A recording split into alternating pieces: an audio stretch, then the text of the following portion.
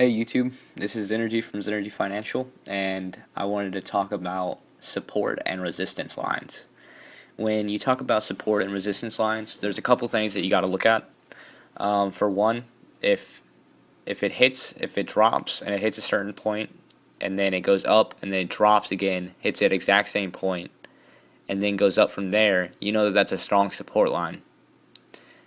You can use that as an indicator because if it breaks through that line and it goes even further down, or if it gets below it, it becomes a resistance line, and if it breaks through the line, then that means it could go even further up. If you look on the photo that I put up, as you can see, the first line is right under $21, and it hits the bottom of about 3 different sides.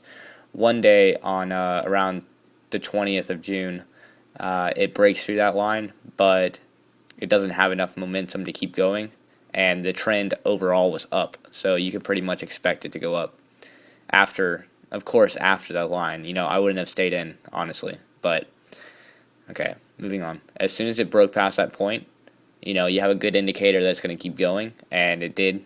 And then you have another line at $22, and it hits 1, 2, 3.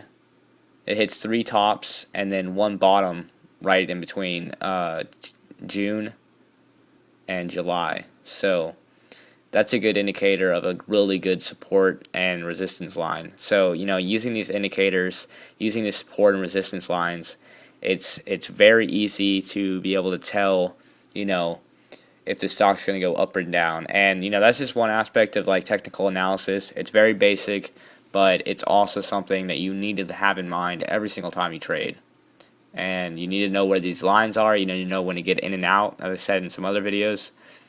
One of the other things that I want to say is that a good thing to do, and I'll show you in this other photo, is you can see right there on the 25th of September 2012, it finally got up to the same point it was back in July of 2011.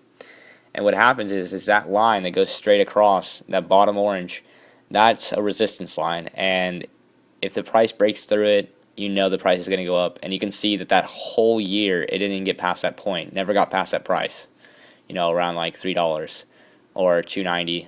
And once it finally did, it exploded. I mean, in the first day, 2 days, it went from, $2 all the way to $5, and then it flatlined, obviously. And this happens a lot. When it flatlines like that, it's pretty much basically just because people don't believe that it could go higher. And what ends up happening, it comes back up, and then it breaks that last high right there around 550, and it goes up all the way past 6, and then does the same exact thing. And this is how you can make so much money, okay? It breaks the last resistance line, and then it explodes, and then you sell out when it slows momentum. That's like the thing, because you see it goes up, then people sell out because they get scared, and momentum slows, and then it breaks the last high that it had back at $8, and then it skyrockets all the way up to freaking 12.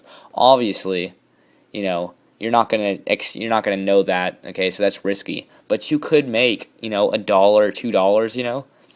I mean, you could have easily just rode these kind of like little trends like that and just got little tiny gains, because that's, in all reality, that's where you get your money from. You get them from little gains, and you take little losses, and you're successful, okay? So you take it where you can. You don't try to ride $8 to $12, because that's just completely, I mean, maybe if you're like doing a line of Coke, and you got some Red Bull next to you, and you're just like, you want to go crazy. But you see, it hits up to 12, it flatlines again, and then it goes from 12 all the way up to, wow, I mean, it goes all the way up to $18, $20 within that 1 month right there. Just 5 to 6 days, it looks like. 5 to 6 days, it goes from $12 all the way up to $20. And, you're not trying to catch these gigantic things. You're just trying to catch little tiny bits of it. You buy in when it breaks the last high. You sell out when momentum slows, or you sell out when you don't feel like, that whole way up, you could be limiting your shares off. And this is what I recommend. Every single time it's going up, you start selling off some shares, selling off some shares, selling off some shares, selling off some shares.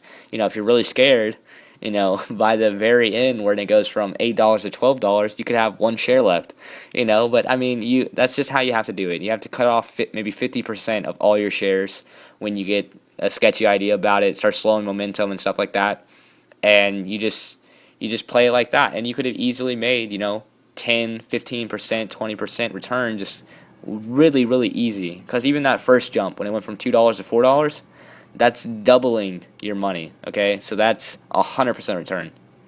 So you're not even 15% is really nothing when it compares to these small stocks like this.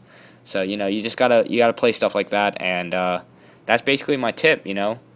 Look for supernovas. I have a video about software, and that is seriously so important. I couldn't say it anymore, and I bring it up every video. You need to go find some software that you're comfortable with, and that you can see the lines, you can plot your own lines like I did in these pictures, and you'll be successful based off that alone. I mean, it's really that easy. Well, anyways,